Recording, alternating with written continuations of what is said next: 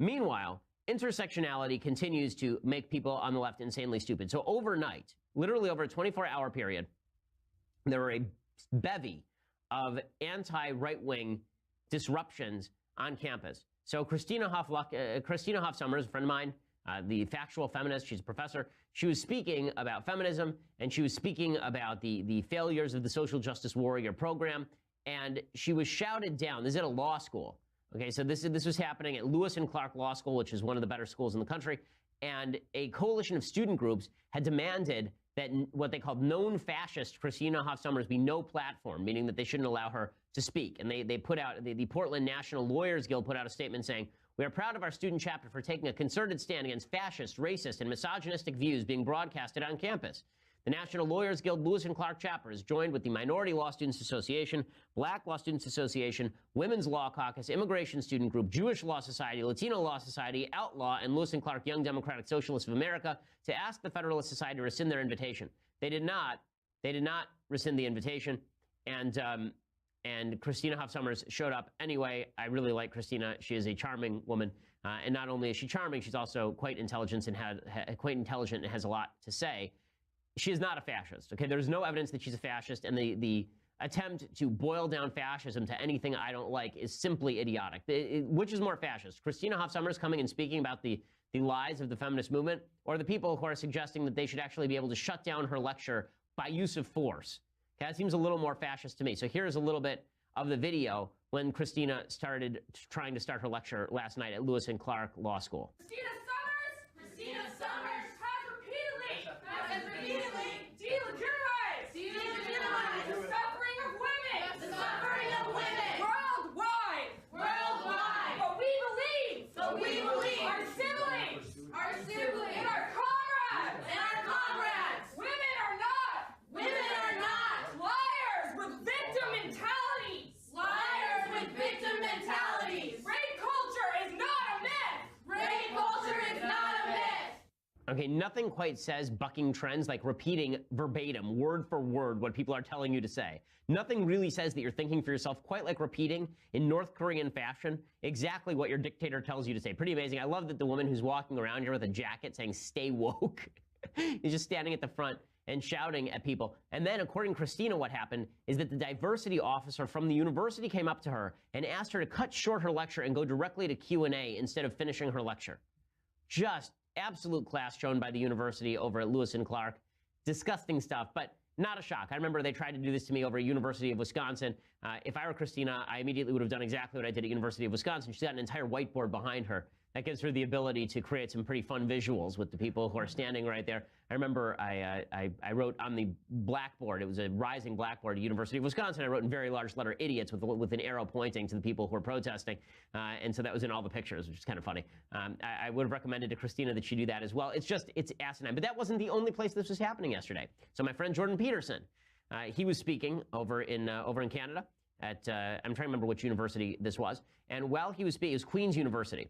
And while he was speaking, people started banging on the windows, trying to shatter the windows at this church. I mean, it's happening in Grant Hall, I guess. So I'm not sure if it was a church or if it was just a lecture hall. And people started banging on the windows, people attempting to stop the lecture. They were followed by a bunch of violent people afterward. Here's a little bit of the video from Jordan Peterson's lecture. Again, this is all happening in the same 48-hour period, just demonstrating to you how intersectionality has made the left completely insane. To kind of speak your mind while not sacrificing kind of the confusion or the factors? Well, I tell you a couple of things that are very practical. Okay, so well done for the college. Where is their security?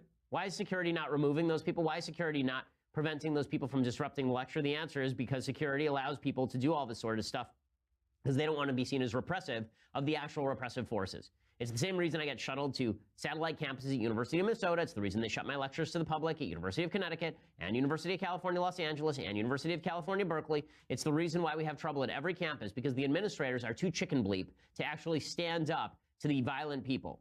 Okay, and it's not just them.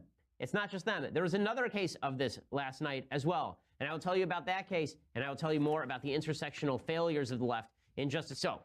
It wasn't just Christina. It wasn't just Jordan Peterson. It was also Yaaron Brook. So Yaaron Brook is an objectivist, meaning that he is a devotee of Ayn Rand. I find his thought really interesting. He and I disagree about some things, obviously, because I'm not an objectivist. I think that Ayn Rand is great on economics and not great when it comes to extending her philosophy to personal relationships. But in any case, he was speaking at King's College, I guess, and he in Britain, and an Antifa mob showed up and shut him down. So here's what that looked like.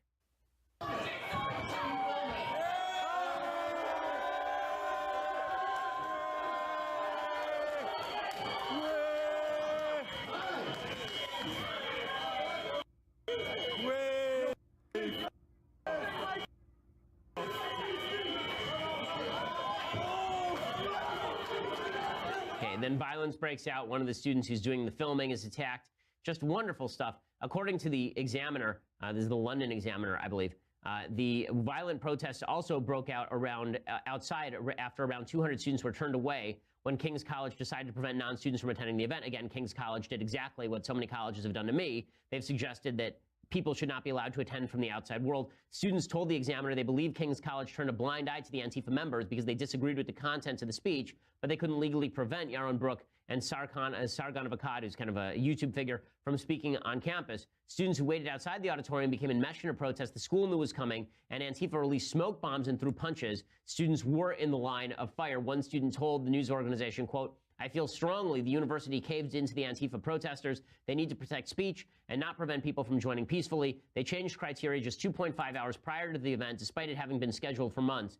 I'm very disappointed in an institution, a top university in the world, acting cowardly like this." Okay, but this has become obviously the thing the left does. Now, why is the left so angry at Christina Hoff Sommers or Jordan Peterson or Yaaron Brook and Sargon of Akkad? Why are they so angry at these people? Well, because all of these people violate the tenets of intersectionality. Intersectionality is the philosophy. It's identity politics. It's the philosophy that says your identity as a person is your group identity. You're not an individual. You are a group identity. So you're a black guy. You are not a person with individual viewpoints. And if you're a black guy, your viewpoint should be of the left, because otherwise you're not truly black. If you're a Jewish person, you must be of the left, because as we all know, Jews vote Democrat. And that means that if you're Jewish and you're not of the Democratic left, then you must not be a good representative of Judaism. You must not be a good Jew. And therefore, we rip away your intersectional identity. Okay, the foolishness of this is pretty obvious and pretty astonishing. But unfortunately,